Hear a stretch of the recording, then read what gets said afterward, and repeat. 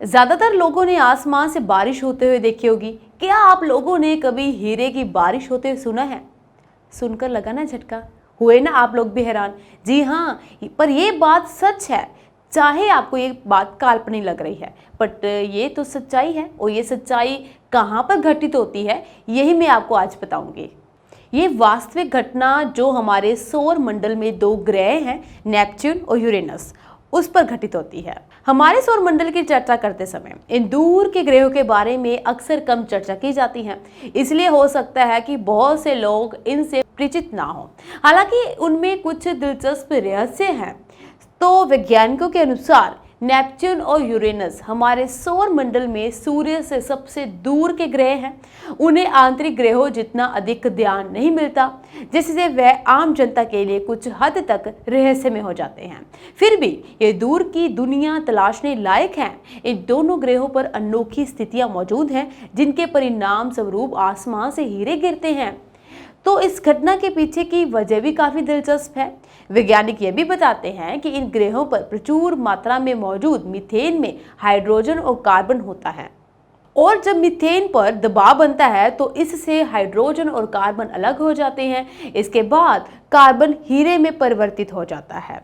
इन वायुमंडलों में हीरे बनते हैं, जिससे सचमुच हीरों की बारिश होती है। सोचिए, अगर ये बारिश हमारी पृथ्वी पर होती तो क्या होता? जरूर सोच के देखना। बात करते हैं नेपच्यून की ही। नेपच्यून और यूरेनस पर तापमान अविश्वसनीय रूप से ठंडा है। तापमान 0 से 200 डिग्री सेल्सियस तक नीचे चला जाता है।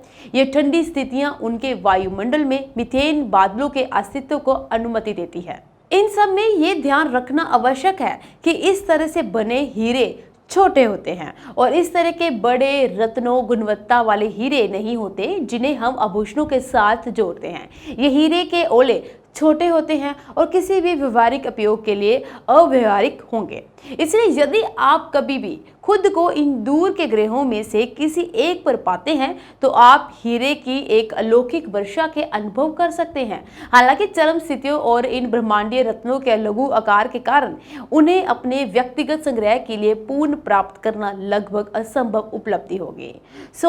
हमारे सौरमंडल में ऐसे दो ग्रह भी उपस्थित है जहाँ हीरों की बारिश होती है।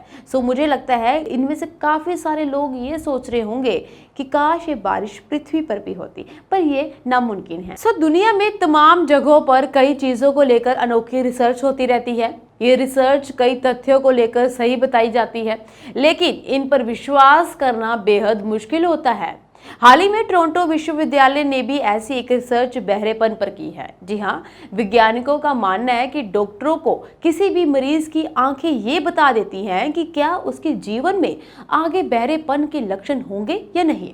अब आप ये सोच रहे होंगे कि ऐसा कैसे संभव है, तो बता दें कि टोरंटो विश्वविद्यालय के न्यूरोसाइंटिस्ट डॉक्टर ब्रियोन हेरमन के मानना है कि उन्होंने सुनने की समस्या का एक स्पष्ट संकेत मिल गया है। मिरर की रिपोर्ट के मुताबिक आमतौर पर बहरेपन की जांच करने के लिए मरीज के कानों की टेस्टिंग की जाती है, समय रहते बहरेपन का पता लगाया जा सके। इसके लिए कैनेडियन शोधकर्ताओं की एक टीम ने कदम उठाया है कि जिन लोगों को सुनने में काफी तकलीफ होती है, उनकी आंखें गौर से चीजों को सुनने के लिए ही जगह पर केंद्रित करती हैं। हालांकि अभी ये रिसर्च वयस्कों पर की गई है। विशेषज्ञों की माने तो वृद्ध लोगों में भी यही संकेत मिले तो ये बहुत उपयोगी रिसर्च साबित होगी। तो जिन लोगों पर यह रिसर्च की गई है उन पर अलग अलग तरह के एक्सपेरिमेंट किए गए हैं। किसी को तेज बैकग्राउंड म्यूजिक वाले पॉडकास्ट सुनाए गए हैं, किसी को ऐसे ही ट्रे सुनाए गए जिनकी आवाज तेज हो। उसी समय वैज्ञानिकों ने लोगों की आंखों में गतिविधि देखी तो पता चला कि जैसे जैसे सुनने में तकलीफ होती है तो लोग आंखों पर जोर देने लगते हैं। अब इस रिसर्च में कितना दम है ये कह पाना तो काफी मुश्किल है, लेकिन यहाँ पर यह कहना ठीक होगा कि ये वाकई काफी अजब गजब है। ऐसे ही अजब गजब किस्से सुनने के लिए आप जुड़े रहिए हमारे चैनल के साथ। फिलहाल के लिए सुरभि शर्मा को दीजिए इजाजत। हमारे चैनल को जरूर लाइक कीजिए, सब्सक्राइब कीजिए और शेयर भी कीजिए। कमेंट करना तो मत भूलिएगा।